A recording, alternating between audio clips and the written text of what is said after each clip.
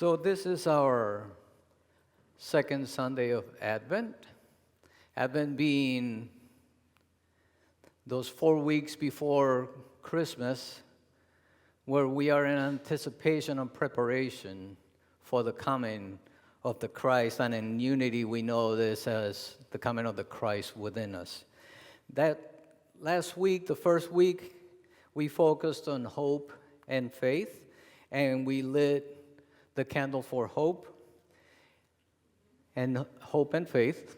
Hope being what we are expecting, the good that we are expecting in the future, and faith being that knowledge that our good is really ours right now. Who believes that? So right now I am lighting up, if I can, the candle for peace, which is for this week. It didn't stay lit. Oh. All right, I think I'm going to try this one. I think it's supposed to be this one, that's why. There we go. And if it goes off, it goes off. So, with peace, it brings me to my question. What do you get when you cross a hippie and a ninja? Peace and quiet.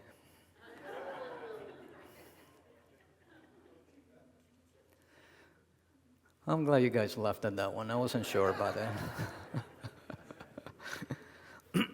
Excuse me. So, you've heard me talk about, and you've heard it talk about here from others I know, about our Unity co-founder, Charles Fillmore, who wrote a book called The Metaphysical Bible Dictionary. And it's about all the words in the Bible and what they mean metaphysically. But he didn't stop there. He actually wrote another book called The Revealing Word, where he took more common words and he gave them metaphysical meaning. One of those words was peace. And he tells us that peace is harmony and tranquility derived from awareness of the Christ consciousness. Think about that. Harmony and tranquility derived from awareness of your Christ consciousness. I like to add what peace is in Hebrew. And you know the Hebrew word for peace is shalom, right? But that word in Hebrew is not just peace, but it has to do with wholeness, with safety, and with completion. And I think that's what Jesus was saying to the disciples when he said in John 14:27, "Peace I leave with you, my peace I give to you." And specifically know from that passage in the Bible that Jesus was talking about what he really was leaving behind was the Holy Spirit, right? The advocate. He told the disciples that he was leaving the Holy Spirit so that they could be guided by the Holy Spirit as to what they were to do and what they were to be. So yes, if we see that peace is really a gift from God to us. Who likes that? Now, be honest. When you get a gift, what are you supposed to do with it? It's not a trick question, really. You're supposed to accept it and receive it, right? And yes, if you feel so inclined later on, if you want to give it away, that's true, that's good too, that's fine, right? Everything comes and goes. Focusing on peace, I'm sure you probably are thinking about the fact that at the end of most services here, and a lot of churches do it, we sing that song that is, "Let there be peace on earth," right? And those two lines, "Let there be peace on earth," and "Let it begin with me." Think about what that really means. I want us to feel it a little better, though.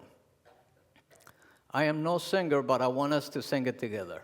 Just those two lines, right? I'm just going to say, "Go," and we go. Ready? So it's, "Let there be peace on earth," and "Let it begin with me." Together. Let there be peace on earth, and let it begin with me. Think about what you just said, though. Do you believe that? So yes, we need to understand that peace begins with us. But what do we tend to go to? We expect peace to come from outside, right?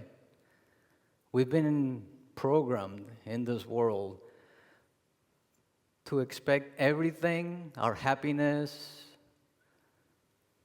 our joy, our abundance to come from the outside in, but it needs to start from within.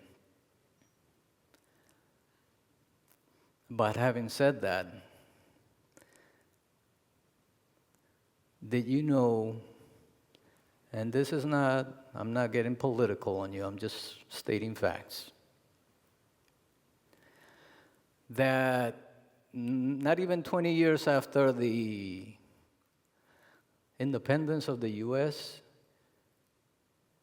somebody brought up the idea of having a U.S. Department of Peace, and it was going to be a cabinet-level position.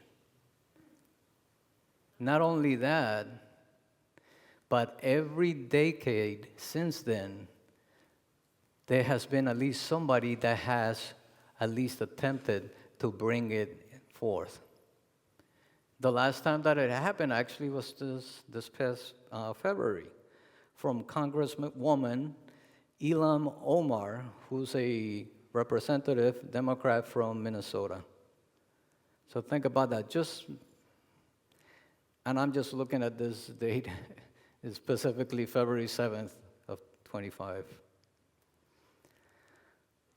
I'm going to touch on it a little later, but it just so happens that my mom's birthday was on February 7th.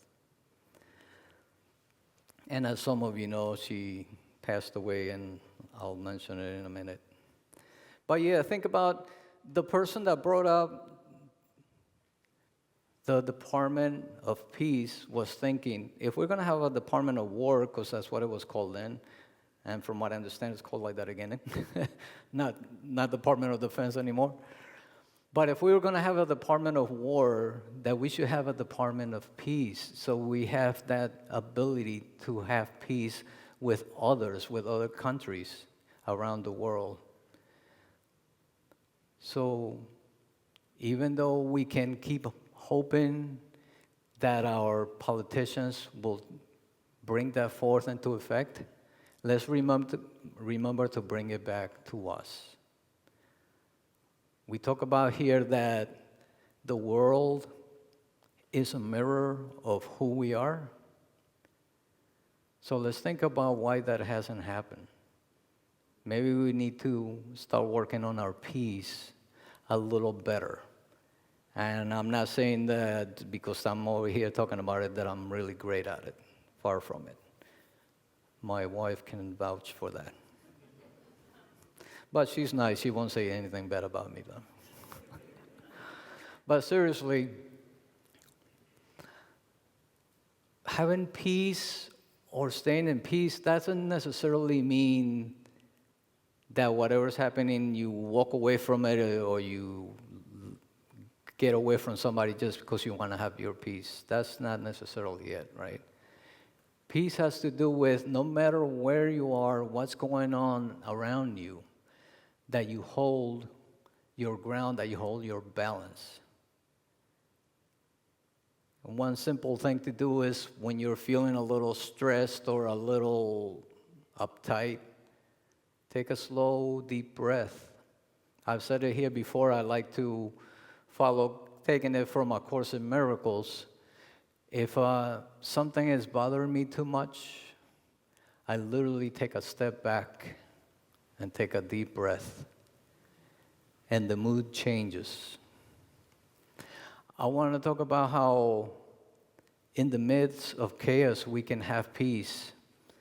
I am reminded when we have two girls, they're old enough now, but the younger one, when she was probably about 4 or so, and she grew up around 7 other cousins. They literally follow each other 1 year at a time, one. And she's second or third in line there. But we were together, and she was in the middle of this chaos. All the other children were playing, being loud, throwing things around. And I happened to notice that in the middle of that mayhem, she's sitting down on the floor with a book, reading, as if nothing was happening around her. I want us to consider that and think about that. If she can do that, we should be able to at least try that, to hold our peace when things are in chaos around us. Who wants to be able to try that and succeed with it, right? I want to add, I brought up A Course in Miracles, and I thought, let me look what A Course in Miracles says. And it's got a nice, short, little blurb about peace. And I saw that conflict is sleep and peace awakening. So think about it. We're waiting for the birth of our Christ consciousness, right? So to me, that means that we are waiting for the birth of our peace consciousness. Does that make sense? I hope it does. I want to read something from the letters of Myrtle Fillmore, our other Unity co-founder. And I dare say we should really call her the founder, period, because she started it. And her husband, Charles Fillmore, saw what she was doing, and he decided to join in. But she truly started the process. You've heard the story where she healed herself by stating to herself that she was a child of God and she did not inherit sickness. And she healed herself of tuberculosis, which was something back in the day that you cannot be cured from. And the doctors had given her just a few years to live, and she grew and lived to be, if I'm remembering, like 86 or something like that. So somebody mentioned something about conditions before about the hospital, and we have to remember our doctors mean well, but our doctors are not God. So when they tell you you have 6 months to live or you have a month to live, they're only going by certain statistics, but they don't know the whole picture, right? We know that there's something more than just the physical. We know that the spiritual really guides what the physical does. I hope that you understand that part. We come from the spiritual and we are in the physical to present ourselves to the world. As Neil Donald likes to say, that God is basically living through us. We say here that we are the eyes of God, we are the ears of God, we are the voice of God, we are the hands and feet of God. So it is up to us to show God in the world, to show peace in the world. But I digress. Let me read what she said. So she was talking about in a section called Going into Silence. So it was talking about meditation and how you get inspiration through meditation. So we read, on the mountaintop, we receive new illumination, inspiration, and insight into the providing law. Then we have a work to do away from the mountaintop. We have a work to do, remember that. Away from the mountaintop. Lifting all of our thoughts to the truth standard. We should carry the light, joy, peace, and strength we receive on the spiritual heights of consciousness down into our everyday life for the purpose of the redeeming of the human part of us.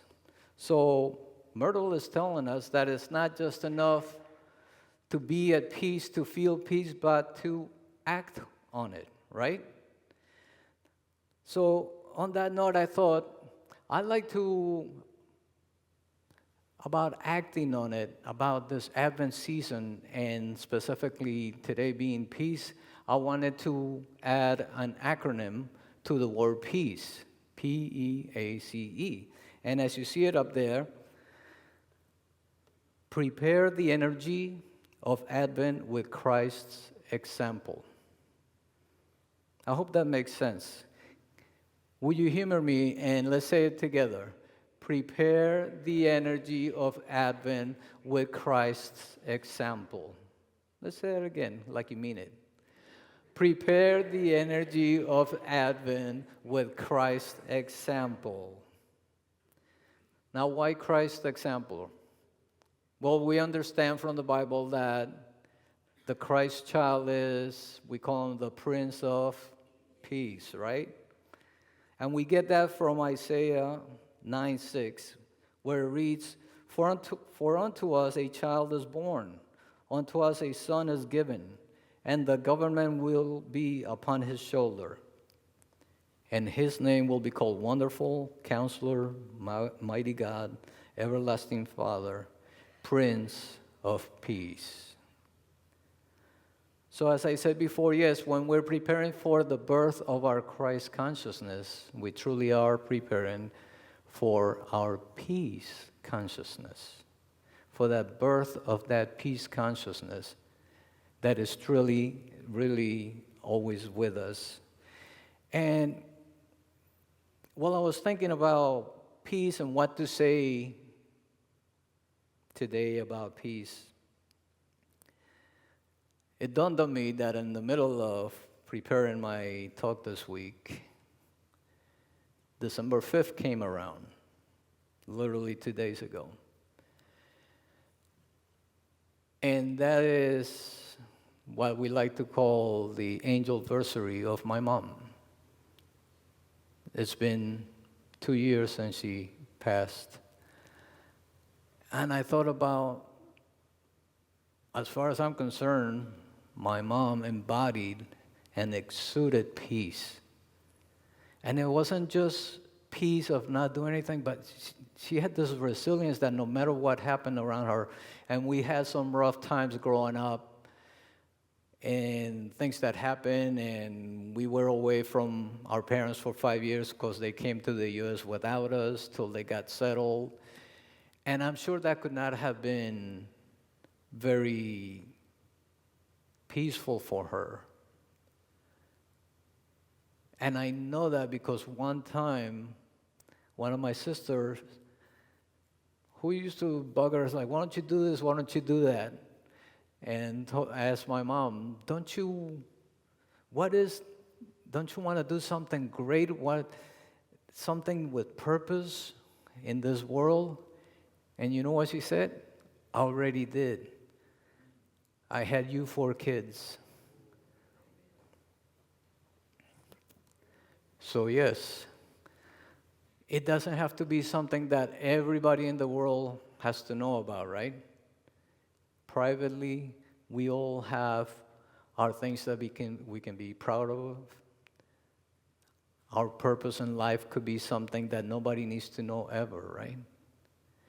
Just because somebody's famous, or just because I'm over here talking and the few of you know me, it doesn't mean that I am doing anything better than any of you. I seriously doubt it just because I know myself. So, just being honest. So yeah, along those lines, I was thinking about that, and what brought it up was actually that in the tombstones, what do we normally read? Rest in peace, right? Now, why would we do that? And apparently it's been happening since like the 5th century. because we are striving or hoping for that peace, and we wish it on those that pass away, because we wish that if they didn't have the peace in this lifetime, maybe they can have peace in that other world, that they can have peace with God.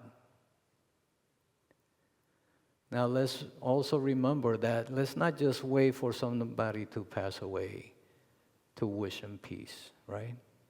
Let's wish peace on each other any chance we get.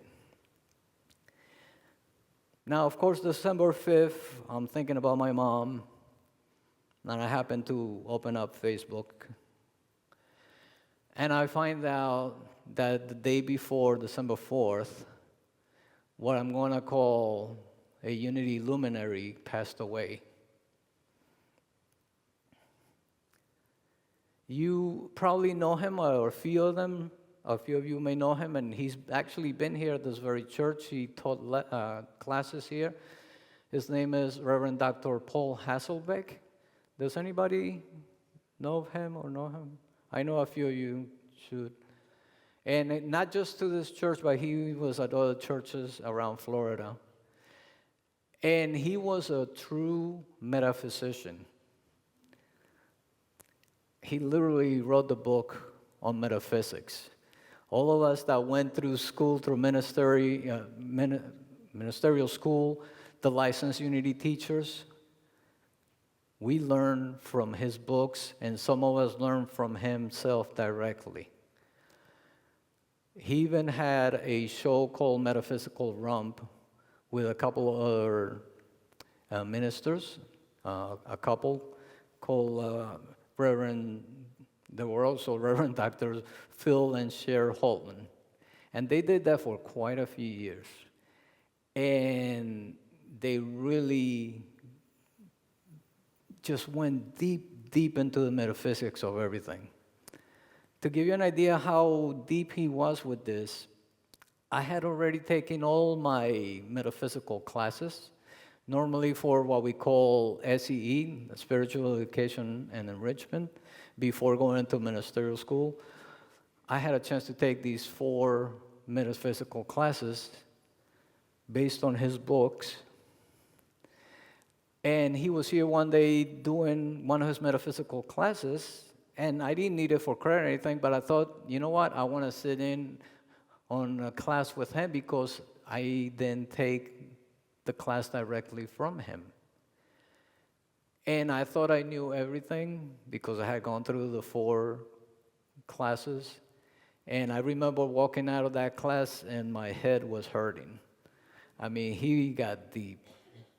And so I know from everything I see that most of us, if not all of us, thought, I would dare say he is in that level of Eric Butterworth, for those of you that know.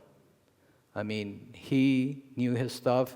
He was a master of the 12 powers, and I learned a lot from what he did with the 12 powers. That's why I enjoy the 12 powers so much.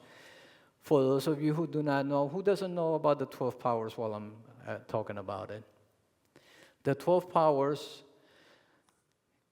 are 12 energy centers that we have in our body. And Charles Fillmore is the one that kind of refined it. And we talk about how each center relates to a faculty or a power. Last week we talked about faith. We talked that the center of faith is in our pineal gland. Our center of love is our heart. Our center of wisdom is our gut. Do those make sense? You know, when you have a gut feeling, right? That kind of thing. They don't always make perfect sense, but he aligned everything. There was a color to it associated with it. Very similar to what you guys know as the chakras, right? You've heard of the chakras. Not only that, because there were 12, guess what? He related each of the powers to each of Jesus' disciples. Faith being Peter, he was the main disciple. So faith is kind of like the main energy. We need to have faith in order to be able to work the rest of our powers, just to give you an idea.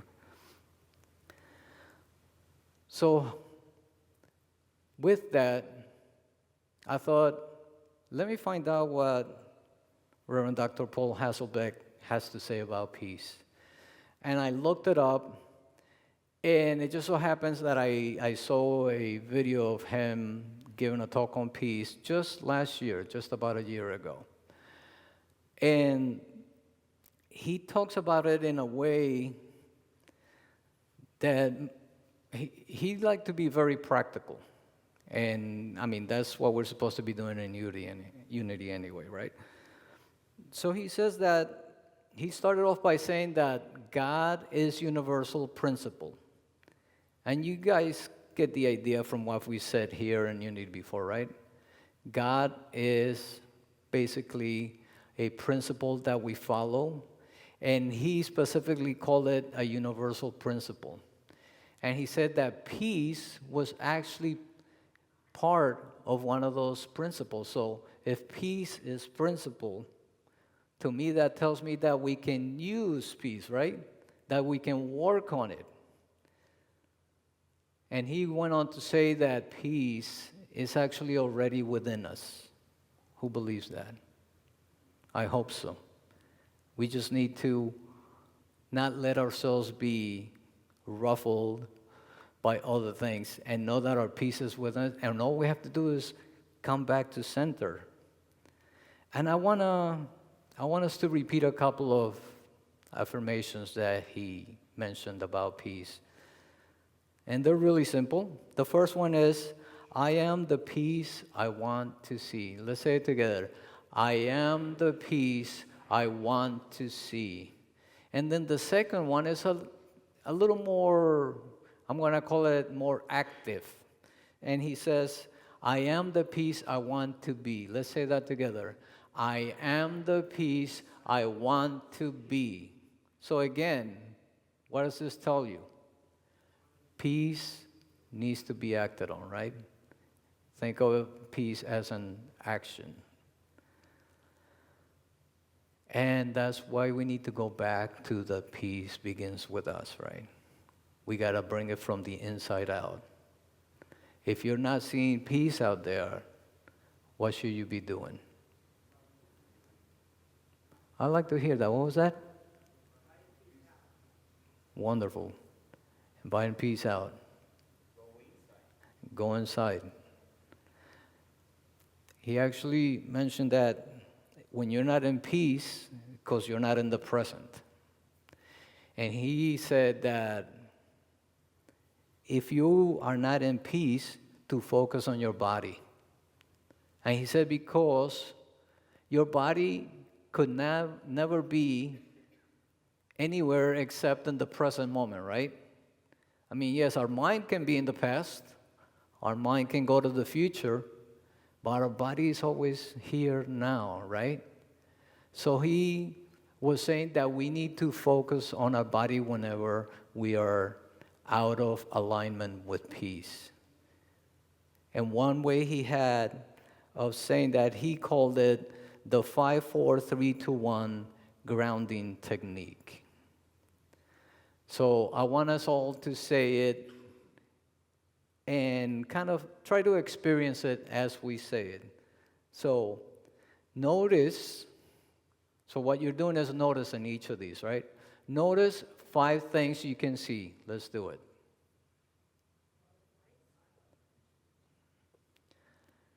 Now notice 4 things you can touch.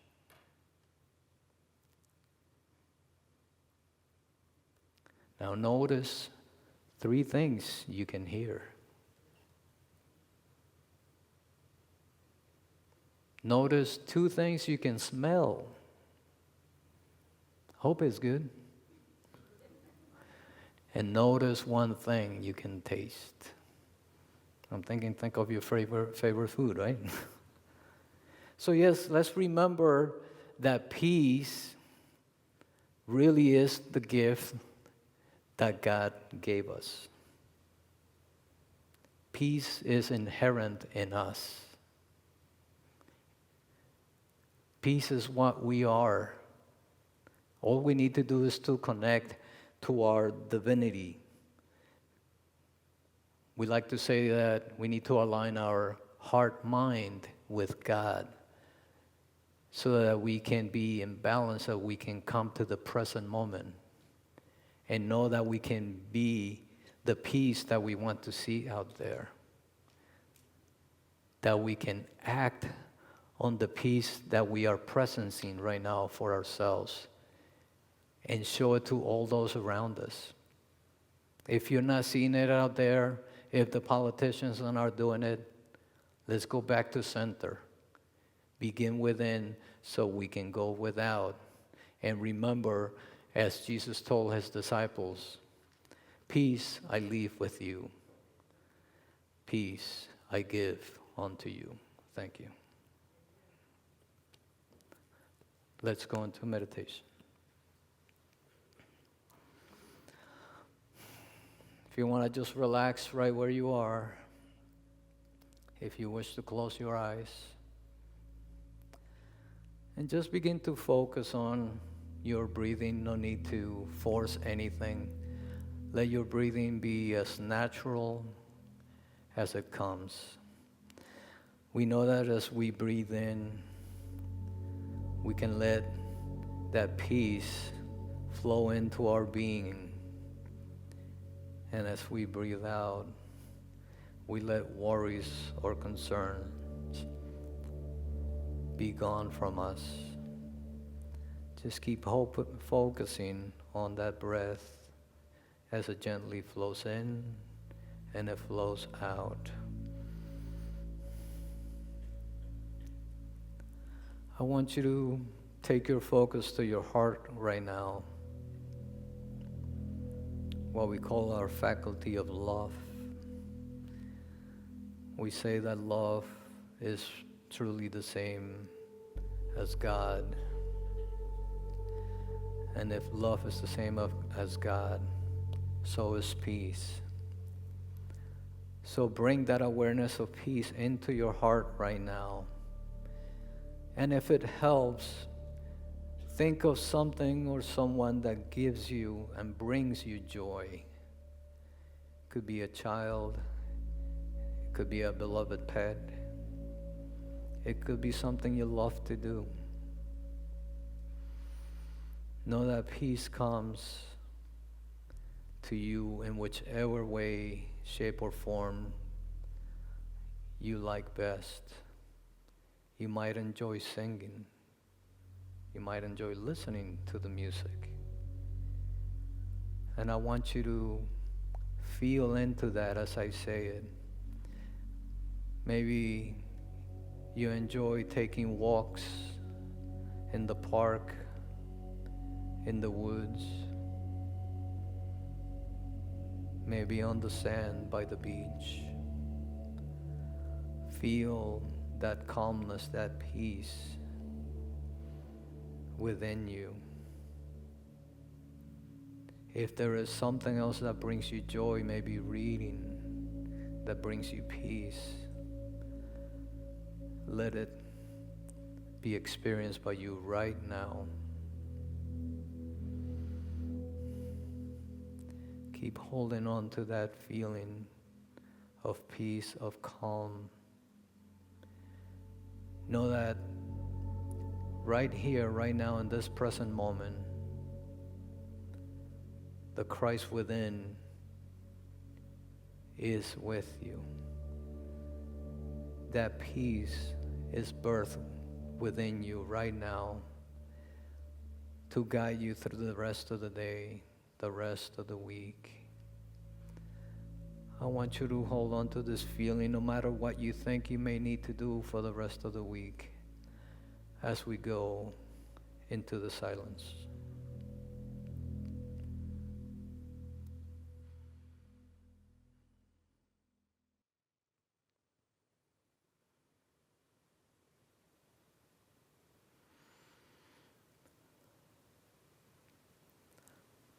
I would like you to join me in chanting, I am the peace I want to see.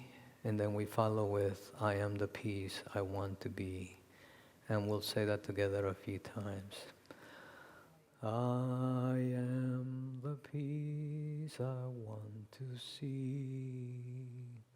I am the peace I want to be. I am the peace I want to see. I am the peace I want to be. Take this feeling, take this love, take this peaceful calm with you the rest of the day, the rest of the week, and show it off and bring it to others, to all those that may need it, and even for yourself. And so it is. Amen.